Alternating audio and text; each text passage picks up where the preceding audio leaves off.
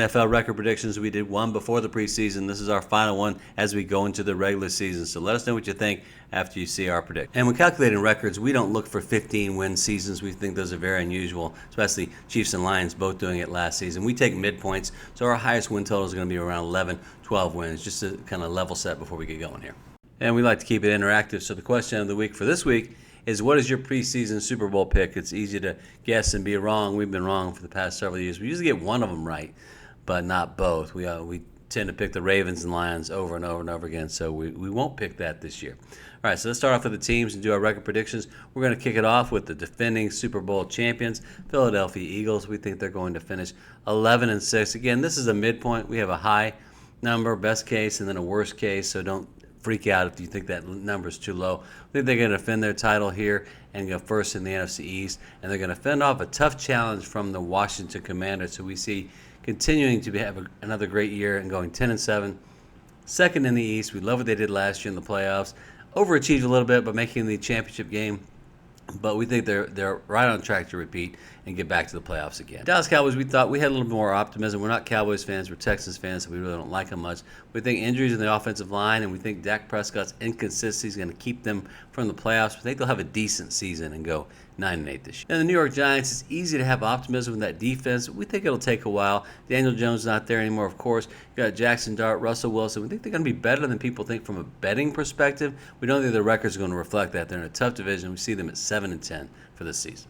To the NFC North, we think that the Lions will defend their title and have another great season. They won't necessarily have 15 wins, but they should fare better if they can avoid the injury bug. We think they're really set up to do well. I think they'll go 11-6, still win the NFC North, but take a step back from that 15-win season, which is hard to repeat. And the Green Bay Packers, we think they're a great team. We think they start off the season a little bit weaker than they should be with Christian Watson being out. But once Matthew Golden kind of gets set, we think this is a team to be reckoned with. Lions should watch out. They're definitely a threat to the Lions. We see that for now, we see them going 10-7 and finishing second in the North.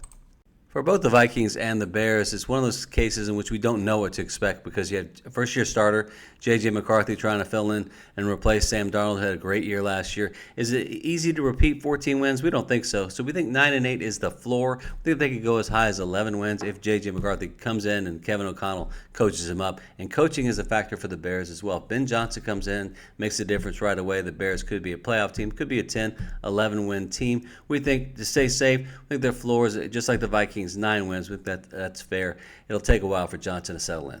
To the NFC South, where the Bucs have the opportunity to win their 5th straight NFC South title. Unbelievable stat. We had to double check that. But Baker Mayfield totally revitalized his career, and we love what he does along with Todd Bowles in that defense. Really impressive. We see them going 10-7, winning the South yet again. But look out for, we think, a team that's underrated right below them. We think that Week 1 matchup could be a little intriguing. Bucs are favored, but we look at the Falcons, and we think if Michael Penix plays like he did in college, Kirk Cousins there as a backup just in case, this team could overachieve. For now, we think they will go 9-8 and end up second in the South. A lot of optimism in Charlotte and the Carolinas for Bryce Young coming back. Had a great finish to the season last year, but we're a little bit cynical on that, having watched him a lot in the SEC at Alabama. We didn't see a lot of that. We were actually at the Iron Bowl game in which he underperformed. They ended up winning, but really because of Auburn mistakes. We think they're going to go 7-10, miss out on the playoffs. Not as good as a lot of people are saying. And the Saints, clearly this is a rebuilding season. We think they should probably tank it for the number 1 overall pick. Could you get Nussmeier,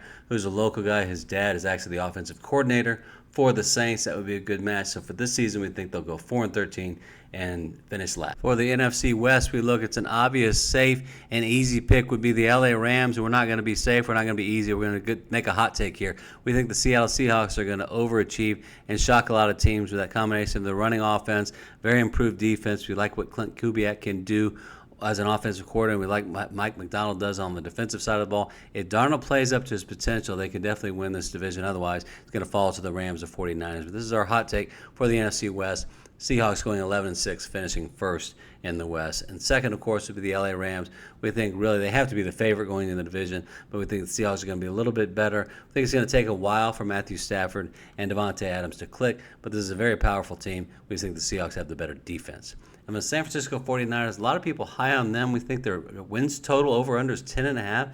lost a lot of players in the offseason and always an injury risk with Christian McCaffrey. And we'll see Brock Purdy's been able to avoid injuries mostly, except for that NFC Championship game. But we're not sure why people are so high on the 49ers, except for the reputation and their long-term success. Similar to Seattle, we think the Arizona Cardinals are kind of an unloved, and we call them unsexy team that could overachieve this season. They were surprisingly good last year despite the record, finished at 8-9. We think with players like McBride, if Kyler Murray can have an above-average year, we think they can overachieve. We have them 8-9 here. We started out 6-11, so we've moved them up a little bit. We think this could be a playoff team if they can win the close games, win the division games, and if Kyler Murray can avoid the second-half slump that always seems to hit him after a very fast start. Switching over to the AFC, we'll start with the AFC East and the defending champion, AFC East champion, Buffalo Bills. I think they're due for another long playoff run. We see them finishing 11-6 and easily winning the AFC East. But look out in the near-term future. We think the New England Patriots are going to be right there behind them.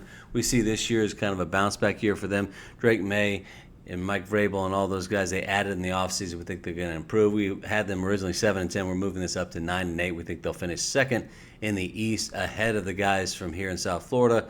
We originally had hopes for the Dolphins. We think that Tyreek and Tua combination is very explosive.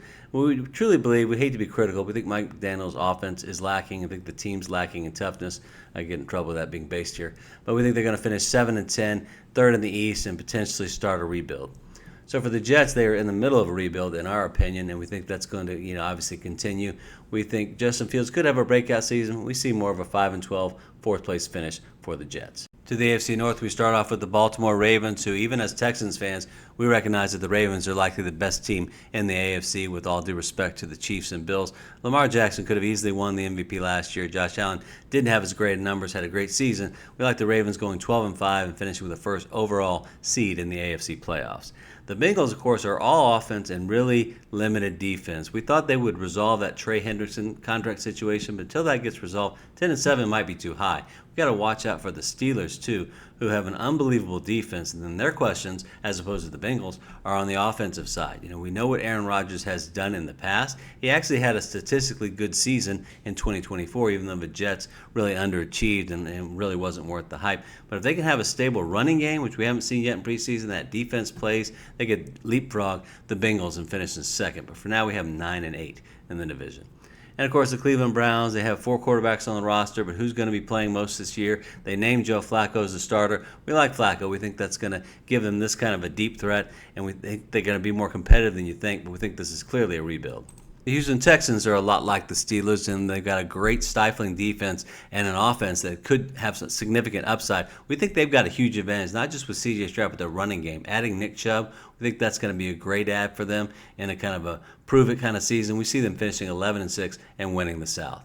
If they can hold off one of their rivals, the Jacksonville Jaguars, who we initially had as third place, we think they're going to finish second here. We think Trevor Lawrence having Travis Hunter and an improved backfield and a few more additional players on defense, we think the Jags are going to be a little bit better and kind of compete with the Texans for that AFC South title, finishing just short and challenging for a wild card spot. In Indy, we're not sure about the move to Indiana Jones from Anthony Richardson. That's what we're going to call him. You just can't pass that one up, right? But we think that the Colts still have talent. Obviously, you have the running back Jonathan Taylor. It's one of those teams that's going to be frustrating. We have them 8-9, third in the South. And then in Tennessee and Nashville, we think that Cam Ward is not going to be one of those rookies that comes in like a Jaden Daniels and Bo Nix and just lights it up his rookie season. Not as a slight to him.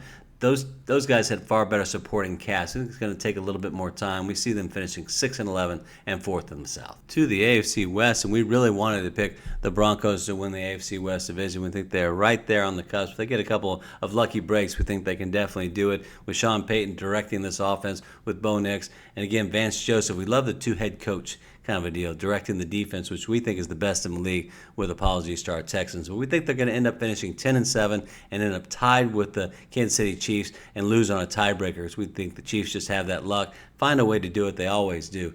So when we look at the Chiefs, we see a team that's coming back off a Super Bowl loss. There could be some Super Bowl hangover, but we don't think with Mahomes and Reed that's really going to apply to them. We just don't. Unless they have injuries or significant problems in that regard, we think they're going to, again, have a strong season, 10-7. They won 15 games last year, but that was an anomaly. If you look at their points scored, points allowed, it was more of a 10-win team.